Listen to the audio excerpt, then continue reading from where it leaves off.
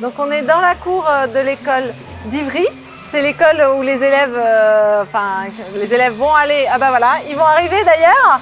Ce que je voulais vous dire, c'est que le chantier a démarré, les fondations cette semaine, et qu'on est en chantier en pieux vissé. Sur un bâtiment si petit que le nôtre, 228 m² de surface de plancher en R+1, nous devions absolument limiter l'impact des fondations dans le bilan environnemental de l'opération. Non seulement le coût carbone, mais aussi l'impact sur le sol, la biodiversité et la réversibilité. Et au Québec, ils appellent ça un KISS, un Creative Invent, Simple and Stupid. C'est-à-dire qu'il n'y a rien de plus simple qu'une hélice qu'on vient visser dans le sol, pareillement à une vis qu'on vient visser dans un mur. Mais les capacités portantes de ces petites choses sont extraordinaires. L'entreprise retenue pour le chantier est Technopieux, leader dans le secteur avec une forte expérience au Canada, où cette technique est beaucoup plus utilisée qu'en France. On fait des fondations sur pieux métalliques vissés.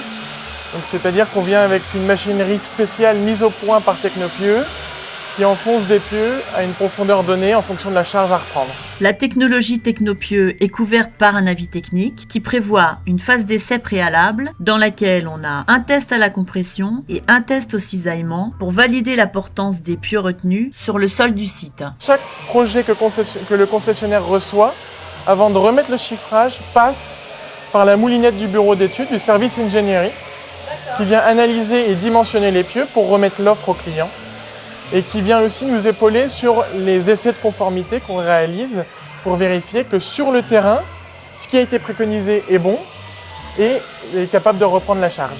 Sur notre chantier, les essais en compression ont donné d'excellents résultats. En revanche, les essais en cisaillement étaient un peu proches des limites acceptables. Il a été décidé, sur les pieux isolés, de recourir à des pieux d'un diamètre un peu plus important pour réduire le risque de déplacement sous charge horizontale de moitié, soit 3 mm.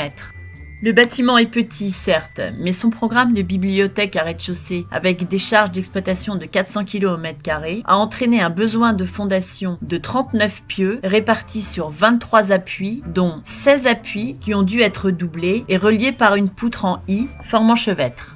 On se limite à un immeuble R+2, parce qu'on ne va pas aller chercher des chantiers qu'on n'est pas capable de réaliser. Doubler des pieux, c'est quelque chose qu'on est capable de faire, c'est ce qu'on fait actuellement sur le chantier. Tripler, quadrupler des pieux, ça devient très compliqué parce qu'il faut avoir un massif en tête de pieux et on n'est plus vraiment dans une technique appropriée au technopieux. La machine employée est hyper maniable. Elle mesure à peine 1,40 m de large, mais sa puissance limite le vissage à 15 tonnes maximum par pieu, donc 30 tonnes maxi pour nos doubles pieux. La capacité portante du pieu va dépendre réellement du moteur de la machine. Donc ça, c'est la machine, la EM1, qui a été mise au point par Technopieux pour visser les technopieux.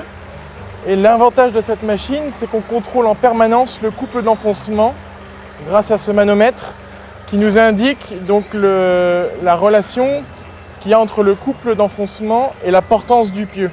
Donc quand on arrive à un certain couple donné sur la machine, on est capable d'affirmer qu'on est capable de reprendre une charge, par exemple, pour 1500 PSI, on est capable de reprendre environ 8 tonnes.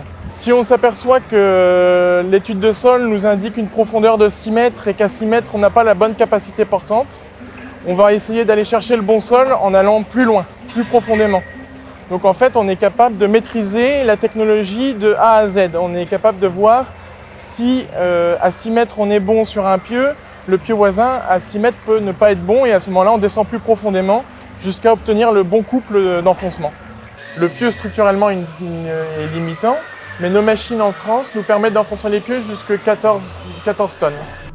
Les hélices des technopieux sont assez ouvertes et creuses pour permettre de passer sans problème des petits obstacles ou cailloux même très durs, des silex de 10 cm parfois de diamètre que nous avons rencontrés dans nos remblais. Pour le vissage, les pieux métalliques sont équipés d'un niveau à bulle magnétique qui permet tout au long de l'opération de vérifier la parfaite verticalité du pieu. Sur notre chantier, les remblais étaient d'une profondeur variant entre 1,90 m et 2,70 m. Les pieux ont tous été vissés dans le bon sol lorsque la pression du couple de vissage indique la bonne correspondance de portance et à des profondeurs qui peuvent être différentes. En fin de chantier, un relevé de chaque profondeur pour le même couple de vissage est intégré dans le dossier pour le bureau de contrôle. Sur notre chantier, les pieux ont été vissés à des profondeurs entre 2,60 m et 3,80 m par rapport au terrain naturel. La profondeur est obtenue en soudant des rallonges de 2 m au tube initial avec l'hélice. Technopieux a mis au point un système de technoprotection. Donc c'est un système de micro-redresseur qui diffuse un très faible courant dans le sol qui permet d'éviter les phénomènes de corrosion.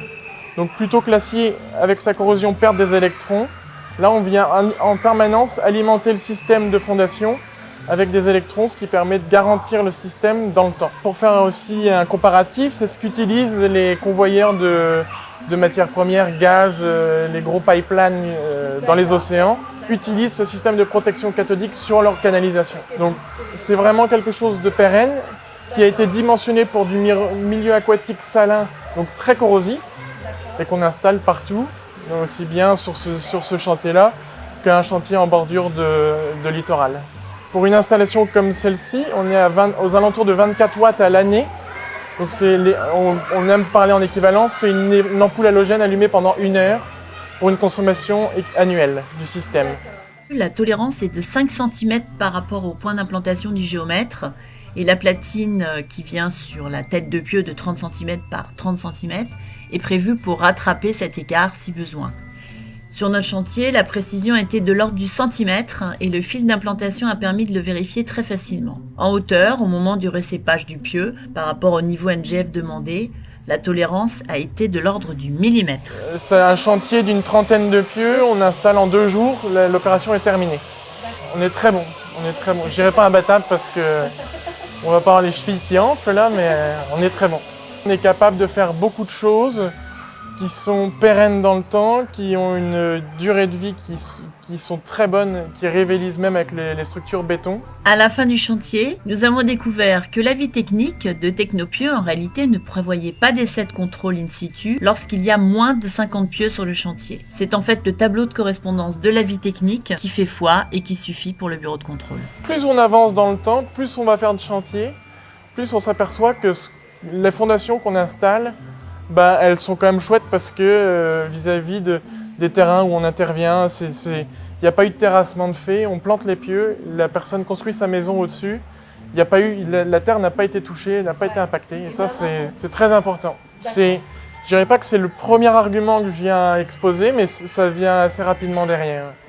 Actuellement, nous sommes en train de mettre au point des fiches FDES sur les fondations pour avoir le bilan environnemental, le bilan carbone du pieu. Nous n'utilisons pas d'eau. Au niveau des ressources, c'est de l'acier qu'on remet dans le sol, donc il n'y a pas d'apport ni d'eau ni de matière chimique.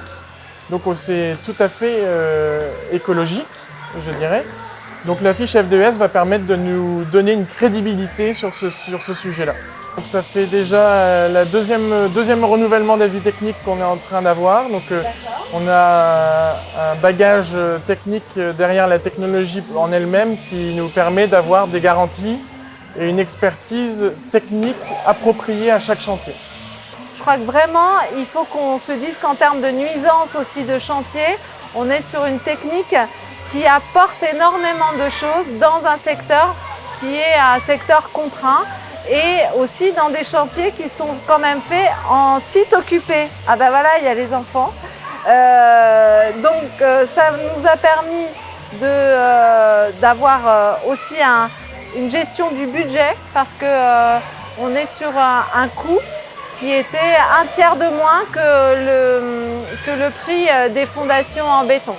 Donc pour nous, c'est une opération qui est réussie. Voilà, donc cap des pieux vissés.